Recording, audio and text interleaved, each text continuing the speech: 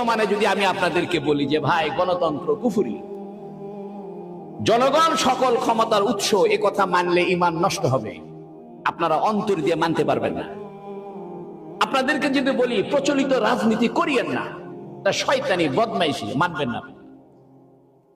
আমরা যদি আপনাদেরকে বলি যে মেয়েদেরকে এভাবে বেপরদায় রাখা বা টেলিভিশনে মেয়েদের খবর পড়া, যেভাবে দেশ চলতেছে এই গণতান্ত্রিক সিস্টেম, এটা শয়তানি সিস্টেম, আপনাদের অন্তর মানবে না। কারণ গণতন্ত্রের পরিবেশে আমাদের অভ্যস্ত হয়ে গেছে। আমরা কিছু হইলেই কয় গণতন্ত্র, আমরা স্বাধীনতার জন্য গণতন্ত্র লড়াই। কিসের গণতন্ত্র লড়াই? বেটা, গণতন্ত্র হলো পাকা শয়তানি তন্ত্র। আমরা যদি আপনাদেরকে বর্তমানে বলি যে চুরি করলে হাত কেটে দিতে হবে, আপনাদের মানতে কষ্ট হবে।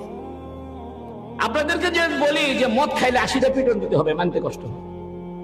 যেমন বর্তমানে পর্দা মেনে নিতে কষ্ট হচ্ছে, হুজুরদেরই কষ্ট হচ্ছে। হুজুরাই রাজনীতি নামে মহিলার সাথে বসে গান গাচ্ছে, একটা সিটের জন্য যা খুশি তাই করতেছে, এমপি হওয়ার জন্য যা খুশি তাই করতেছে। কিসের ধর্ম, কিসের কোরআন হাদিস, সব বেঁচে কিনা সয়লাভ করে দিচ্ছে। ঠিক কিনা জোরে করে? এগুলো চোখের সামনে দেখা না, এগুলো চোখের সামনে।